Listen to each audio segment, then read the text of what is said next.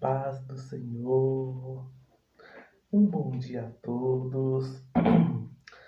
Bem-vindos a mais um Pão Diário, mais um dia de reflexões bíblicas, mais um dia para podermos agradecer ao nosso Deus por tudo que Ele tem feito por nós e refletirmos em uma passagem bíblica, em algo que possa acrescentar às nossas vidas, porque, como disse a palavra, nem só de pão vive o homem, não é? Mas de toda palavra que vem da boca de Deus.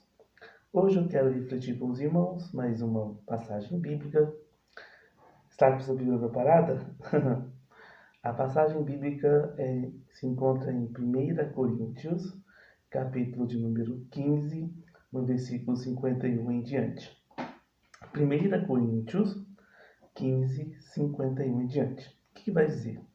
Vai dizer assim: Eis que vos apresento um mistério. Nem todos nós dormiremos, mas todos seremos transformados. No momento, em o abrir e fechar de olhos, ante a soar a última trombeta, porque a trombeta soará, e os mortos ressuscitarão incorruptíveis, e nós seremos transformados.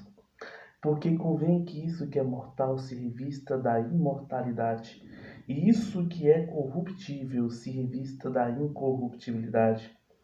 Porque quando, pois, isso que é mortal se revestir da imortalidade, e isso que é corruptível se revestir da incorruptibilidade, cumpre-se a palavra que está dita: tragada foi a morte pela vitória. Onde está a morte, a sua vitória? Onde está o inferno, o seu aguilhão? Ora, o aguilhão da morte é o pecado, e a força do pecado é a lei. Mas graças a Deus que nos dá a vitória por meio de nosso Senhor Jesus Cristo. Portanto, amados irmãos, sedes firmes e constantes, sempre abundantes na obra do Senhor, sabendo que o vosso trabalho não é vão no Senhor. Que palavra linda, meus irmãos, não é? Vamos refletir? Bom, primeiramente, essa passagem fala de um tema chamado ressurreição.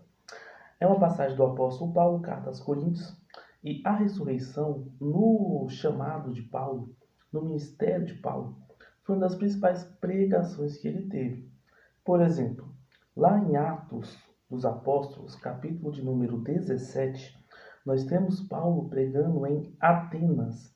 Atenas, grande cidade-estado grega, dos filósofos e homens de grande conhecimento, e ele prega. E o que Paulo vai pregar? Se você for lá em Atos 17, você vai ver que Paulo prega a Jesus, mas também prega a ressurreição.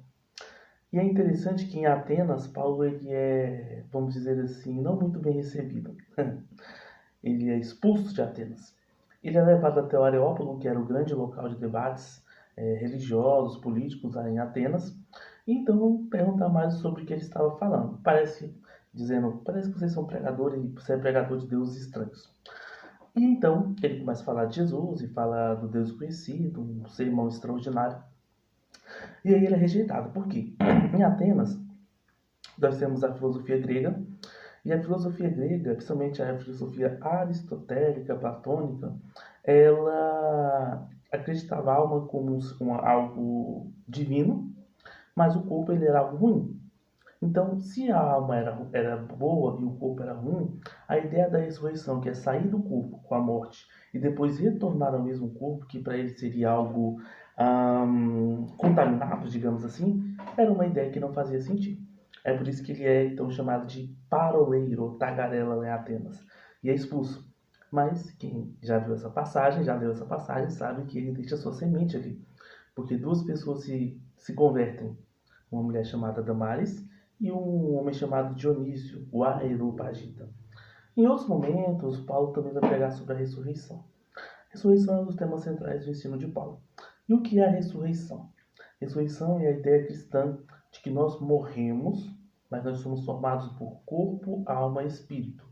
A morte é a separação do corpo com a alma e o espírito. A ressurreição é a reunião dos três, aí no caso o ser humano completo, e após essa reunião nós temos então o corpo glorificado dos salvos. Salvos e perdidos ressuscitarão. Os perdidos para a condenação, os salvos para a vida eterna. E a ressurreição é o ponto central do cristianismo. 1 Coríntios, capítulo de número 15, nós temos o capítulo da ressurreição. Paulo vai falar muito sobre a ressurreição, conceitos importantes, pensamentos importantes. Ele vai dizer em determinado momento, se Cristo não ressuscitou, é vã a nossa fé e é vã a nossa crença. Então, a ressurreição é um ponto importantíssimo do Evangelho. E Paulo prega isso. Chegando no capítulo de número 15, versículo 51, ele sai um pouco da ressurreição no sentido de Cristo e fala então da nossa ressurreição. Ele começa dizendo, eis que vos apresento um mistério. Algumas vezes Paulo vai dizer isso, eu apresento um mistério. O que significa um mistério? Algo que ainda não havia sido dito anteriormente. Uma revelação que Deus lhe deu para que fosse esclarecido algum ponto importante. Então ele apresenta esse mistério para a igreja de Corinto. Qual mistério é esse? Ele segue. Nem todos nós dormiremos. A palavra aqui dormir significa um eufemismo para morte. Então ele vai dizer, nem todos nós morreremos, mas todos seremos transformados. Aqui Paulo fala do arrebatamento. O arrebatamento sempre foi uma crença da igreja desde o seu início. E quando Paulo fala isso, ele fala com a expectativa de que mesmo no seu tempo, Jesus poderia voltar e arrebatar a sua igreja. É interessante que, de fato, na época de Paulo, aquelas pessoas não viam o arrebatamento de Cristo, porque, no caso, Jesus ainda não retornou. Mas eles viviam com a vívida esperança desse arrebatamento. Assim como nós devemos todos os dias viver com a esperança da vinda de Cristo. Como diz o hino da harpa cristã, nossa esperança é a sua vida. Mas todos seremos transformados, ou seja, no arrebatamento da igreja, nós temos dois tipos de arrebatamentos. Primeiro, dos mortos em Cristo serão arrebatados com seu corpo glorificado e serão os primeiros a serem levados. Porque Paulo vai dizer, nós não precederemos os que dormem. Ou seja, primeiramente, os mortos em Cristo serão reestruturados, serão glorificados e levados arrebatados. Logo após nós, os que ficarmos na terra, estivermos vivos, seremos arrebatados com ele nos ares. Isso é o ser transformado. Nem todos dormiremos, mas todos seremos transformados. E ele fala como? No momento, no abrir e fechar de olhos antes de soar a última trombeta. Primeiro, um abrir e fechar de olhos. A palavra original no grego que Paulo diz é a palavra átomo, que a gente utiliza até nas ciências, na física. Num átomo, ou seja, um instante de tempo extremamente rápido. No abrir e fechar de olhos, antes de soar a última trombeta. A última trombeta é o chamado da igreja para o céu. A última trombeta, dentro do exército romano, principalmente greco-romano, era a última trombeta que era tocada no momento de combate. Israel também tinha isso. Quando o exército estava pronto para combater, tocavam a última chamada de trombeta e o exército ia para a guerra. Da mesma forma, quando fomos chamados por Cristo para os ares, será tocada a trombeta para nos convocar para a glória. Antes de soar a última trombeta, porque a trombeta soará, os mortos estarão incorruptíveis e nós seremos transformados. Mais uma vez, Paulo especifica como será feita a ressurreição. Ele diz, convém que isso que é mortal se revista da imortalidade e isso que é corruptível se revista da incorruptibilidade. A Bíblia vai dizer, carne e sangue não herdarão o reino dos céus. Ou seja, para herdarmos o reino do céu, para irmos para os céus, a nossa estrutura física precisa ser transformada. A estrutura caída do ser humano, corpo humano, será transformado para um corpo glorificado. Somente assim entramos nos céus. Corpo, alma e espírito.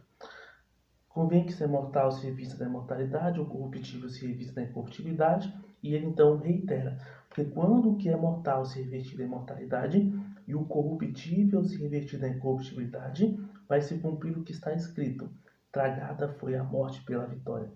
A Bíblia diz que a morte é o último inimigo a ser vencido.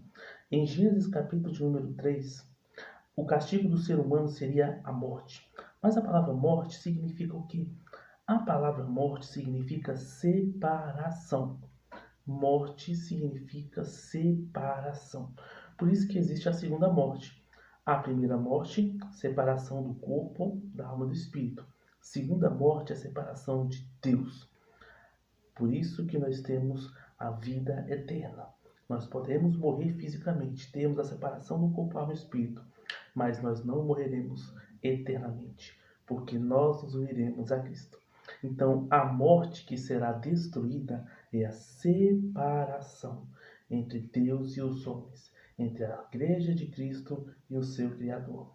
Essa morte será tragada na vitória de Cristo. Foi tragada na vitória. E então nós viveremos eternamente com Ele nos ares. E ele faz uma pergunta retórica. Paulo, onde está a morte, teu aguilhão? Onde está o inferno, a tua vitória? Essa palavra inferno aí é a palavra Hades. No significado da passagem de Paulo, em Coríntios, está se referindo não ao inferno propriamente dito, onde as pessoas que morrem sem salvação serão jogados, mas sim está se referindo ao contexto geral da morada dos mortos, salvos ou não salvos, ou seja, é uma representação da morte, da tristeza, da separação, dos velórios, do enterro, dessas coisas que nos deixam tão abalados aqui na terra. Ela será a destruída, exterminada. E ele vai dizer que o aguilhão da morte é o pecado, a força do pecado é a lei. O aguilhão da morte é o pecado. Foi graças ao pecado, Gênesis 3, que a morte entrou no mundo. E ele vai dizer, a força do pecado é a lei. Vai falar também sobre a lei. Mas graças a Deus que nos dá a vitória por meio de Cristo Jesus. A vitória sobre a morte, a vitória sobre o pecado, sobre o inferno, é nos dada pela morte e ressurreição de Cristo Jesus. E ele vai terminar com a palavra de incentivo e motivação para a igreja de Corinto, que é a palavra para você também. Ele vai dizer, portanto, amados irmãos, sedes firmes, inabaláveis, constantes, não parem na caminhada. Sempre abundantes. O que significa a palavra abundante? Sobrando. Que a graça em Cristo sobre, que ela ultrapasse os limites, que ela vaze como se fosse um copo vazando para os vários cantos. Que não falte graça de Deus na sua vida, mas que ela sobre. Sempre abundantes na obra do Senhor, sabendo que o vosso trabalho não é vão no Senhor. Muitas vezes a gente baseia o nosso trabalho para Cristo, na igreja ou na obra de Cristo, com o resultado humano. Às vezes você não é reconhecido na sua igreja. Às vezes você é o mais desconhecido na sua igreja e até rejeitado, mesmo trabalhando com todo o afinco e amor para Cristo. Mas saiba que no Senhor, em Deus, o seu trabalho não é em vão. Tem coisas que são incríveis aos olhos dos homens, mas que não são incríveis aos olhos de Deus. Existem coisas desprezíveis aos olhos dos homens, mas que são preciosas aos olhos de Deus. Porque Deus não vê como o homem vê. O homem vê o que está diante dele, mas Deus vê o coração. Que Deus abençoe a sua vida, que Deus te dê um dia abençoado, que essa palavra venha a enriquecer a sua vida. Estamos aqui amanhã novamente, aguardo você e mais pessoas para comer um pouco mais do nosso pão diário. Que Deus abençoe e a paz do Senhor.